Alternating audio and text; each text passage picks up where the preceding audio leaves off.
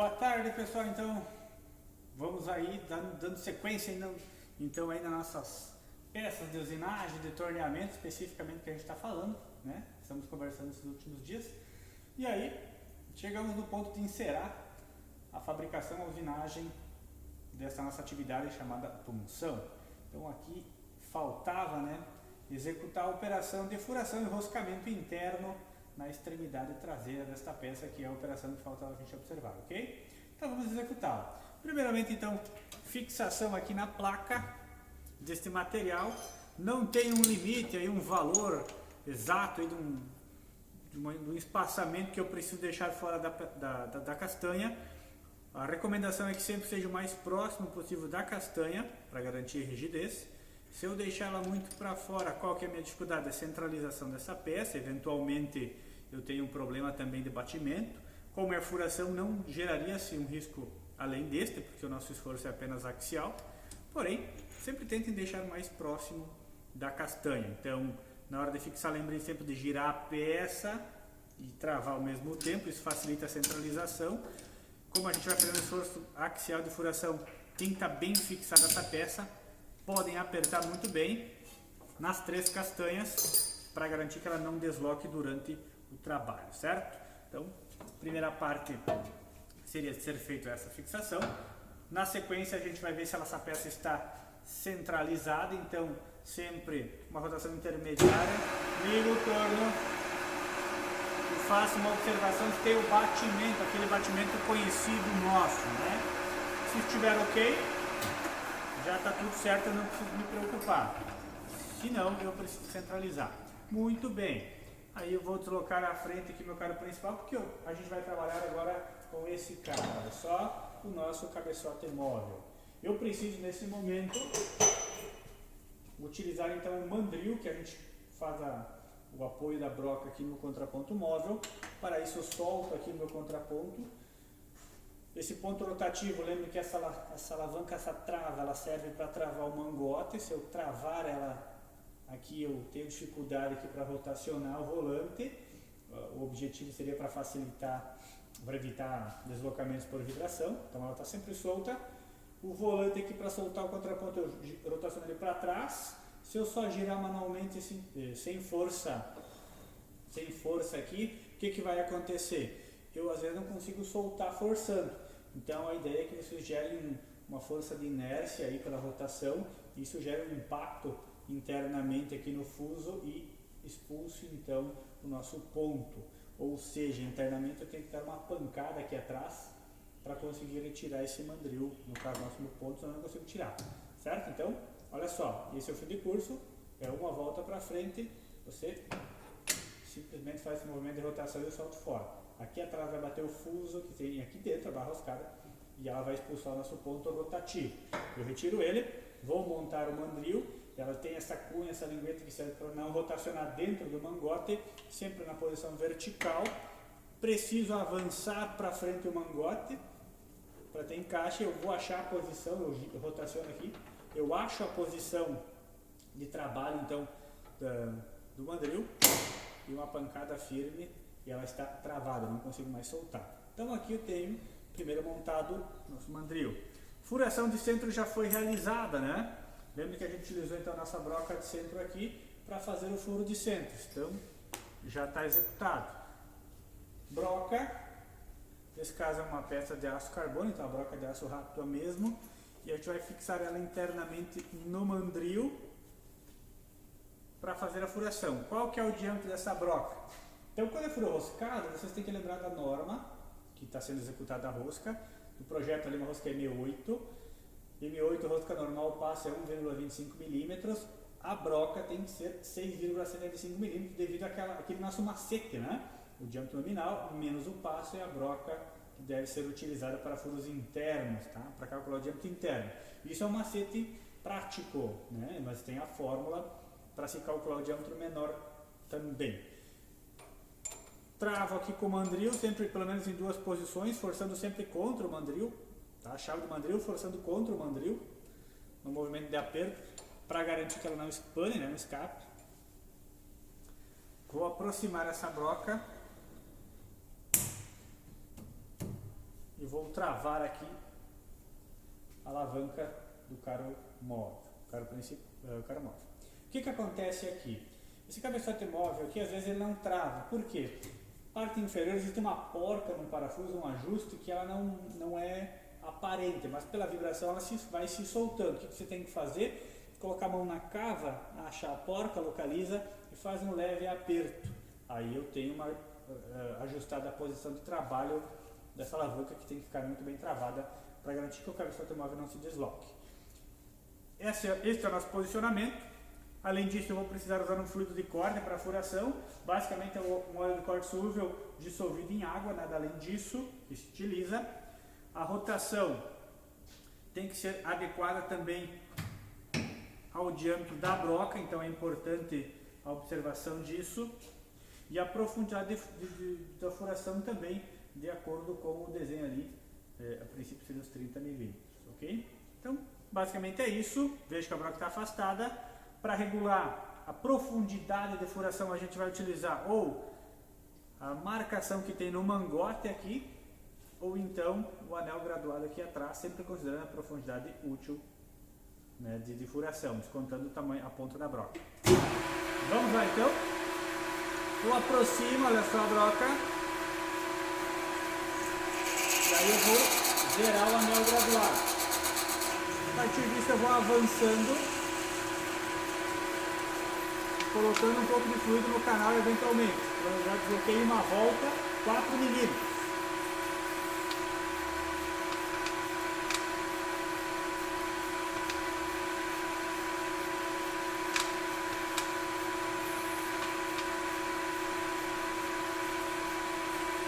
Pode ir avançando, tem que fazer um pouco de força.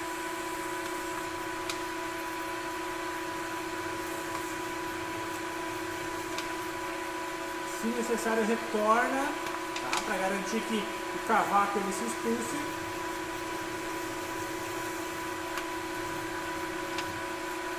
Se a broca rotacionar, é porque ela não está bem fixada, bem apertada. Então, a gente vai apertar ela, certo? Muito bem. Olha só, já furei 4 milímetros, é uma volta. 2, 16, 12,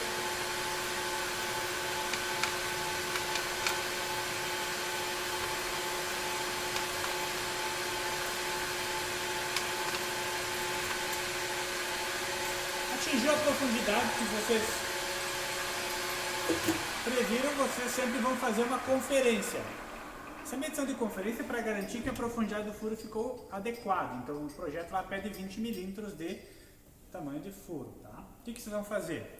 Agora eu vou usar a haste do paquímetro. Então olha só, a haste do paquímetro ela vai na lateral até o final. Aí eu faço a medição, olha só. Essa furação ficou com 23 milímetros, pouco a mais. Furos cegos normalmente não tem problema de ficar um furo maior. Menor eu tenho problemas porque o parafuso, na hora que eu vou roscar, ele pode bater, não tem o comprimento suficiente. Um pouco a mais, normalmente não tem problema nenhum, tá? O único problema é vocês interpretarem o projeto se não tem uma outra furação, se não vai vazar, esse tipo de detalhe construtivo, tá? Furação está ok. A gente precisa agora, para fazer a rosca, só chanfrar esse furo. O que eu faço? Vou soltar essa broca. E aí a gente vai pegar uma ferramenta que a gente chama de escariador. Então esse escariador aqui é uma ferramenta rotativa, tá? Com um chanfro de 60 graus, que serve para quebrar o canto, né? Chanfrar antes da gente fazer a rosca. Então todo furo roscado tem que ter um chanfro, você não pode deixar o furo reto, sem a quebra. Por quê? No momento de começar a rosca com marcha é difícil, tá? E no momento de colocar o parafuso na montagem, o pessoal que vai executar também é complicado. Sempre o chanfro ele facilita, ele direciona o parafuso e o macho do roscamento. Aproxima. Aqui vocês vão baixar a rotação, porque é só um chanfro pequeno. Rotação baixa. Vocês encostam, olha só, é bem pouquinho. E vocês vão chanfrar. Se fosse necessário fazer a medição do chanfro, vocês fariam a medição e vocês encontrariam que o chanfro deve sempre ficar, tá, na parte maior dele, na parte externa, ligeiramente superior ao tamanho da rosca. Então nessa parte maior do chanfro aqui, eu tenho que ter algo em torno de 8 milímetros e meio, 9 milímetros, tá? Em média, a regra é normalmente meio milímetro maior, mas é proporcional também ao tamanho do parafuso. Não tem um valor exato assim que tenha que ser seguido, tá? Mas é uma recomendação que seja aproximadamente similar a este. Então vocês tendo esse chanfro já está suficiente e aqui está pronto para a gente executar a operação de roscamento. Para isso a gente vai soltar aqui o nosso mandril, a gente não vai usar mais ele. Vamos posicionar e vamos montar novamente um ponto rotativo. E a partir disso ele vai servir como guia. Porque a gente vai fazer rosca aqui no torno, tá? Não vamos utilizar uma morsa, alguma coisa. Vou pegar um joguinho de macho aqui que vem com 2. E a gente vai utilizar sempre o primeiro e repassar com o segundo. O primeiro macho, se é um jogo com 2, ele tem duas marcações. Vou tentar dar um zoom aqui. Ele tem duas marcações. Ela tá aqui, ela é pretinha. Assim, tem uma marcação difícil um pouco de ver, mas depois no outro ângulo fica melhor. Tá? E o primeiro macho, o terceiro macho não tem nada. Porque se vocês compararem os dois, vão ver que o chanfro de um e o chanfro de outro, ele é um pouco maior. Então o que é mais um chanfro maior, mais pontiagudo, ele vai sempre por primeiro. Vamos ver se nesse ângulo fica melhor. Ele vai sempre por primeiro, tá? Esse é o primeiro, esse é o terceiro. Tá? Isso é para garantir que ele corte menos e o outro vai dando acabamento. Aí acaba desgastando sempre o primeiro macho e não o terceiro. Então o ajuste da rosca eu não comprometo. Porque senão, com o passar do tempo, o macho desgasta, um parafuso acaba não encaixando mais, né? Para fazer um movimento de rotação, eu uso aqui o nosso desandador. Tá? Esse desandador aqui ele serve para dar rotação. Observe que todo macho tem a ponta quadrada, né? A cabeça aqui é quadrada para travar, para dar rotação. E o desandador também ele vai ter um encaixe quadrado. Então eu encaixo a parte quadrada do desandador na parte quadrada do macho, certo? Não é na parte redonda, senão não vai travar. Tem que ser na parte quadradinha apenas. Travou, eu tenho ele na posição de trabalho aqui. Beleza? A gente vai aproximar sempre aqui o caro principal para não termos curso. Cabeçote imóvel. Sempre acionando emergência, alguma proteção para que ele não ligue. E o que a gente vai fazer? Olha só. Eu vou aproximar, apoiando no ponto móvel até o início da minha peça aqui. E aí eu garanto que com esse ponto rotativo ele não desalinha a rosca no momento do roscamento. Quando eu vou roscar ele já fica alinhado, tá? Normalmente a gente tem que utilizar um fluido de corte, um óleo de corte, alguma coisa que vá fazer a lubrificação do corte. Nós trabalhamos aqui com um fluido suíno, que é uma alternativa, tá? Para essa situação. Tenho que ter um lubrificante. Processo de roscamento, sangramento é mais importante a lubrificação que a refrigeração, porque o atrito é muito maior do que o próprio aquecimento gerado, né, o desgaste. Então tem que ser um lubrificante, um óleo de corte com lubrificação. Posicionar ela no centro.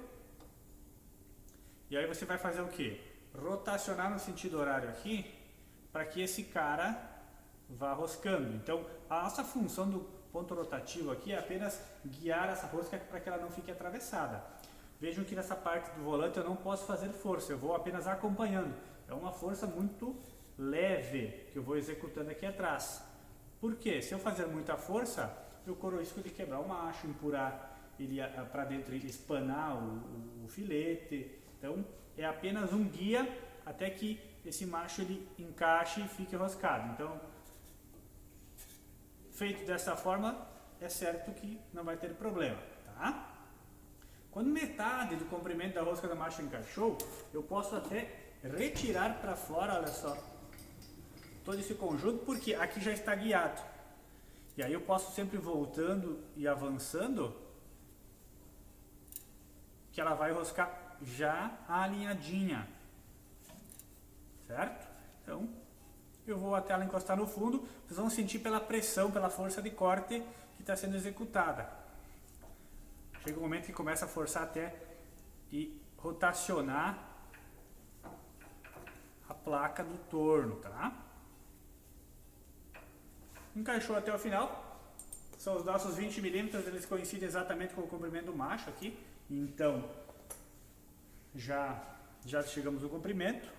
Se eu quiser travar, é só baixar mais a rotação, que ele trava. Porém, se eu forçar, eu quebro esse macho.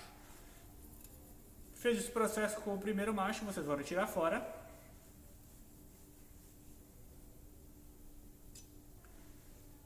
Retirado fora, nós podemos passar o terceiro macho para dar o acabamento, certo?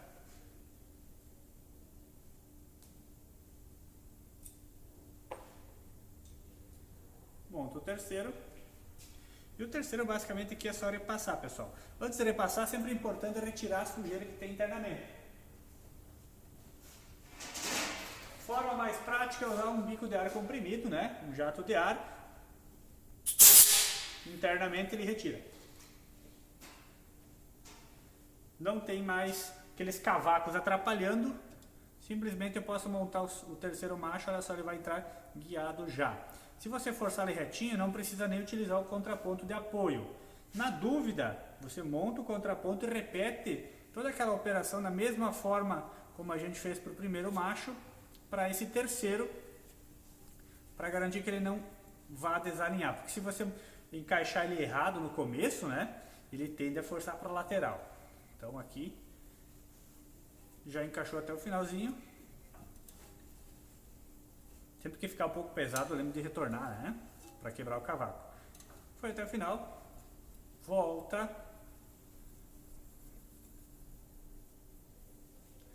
Vocês vão perceber que ele cortou mais um pouco. Então cada um, por isso que o jogo é 2, cada um tira uma parte do processo do cavaco. E aí a rosca está pronta. Simplesmente aqui a gente precisa retirar fora essa peça.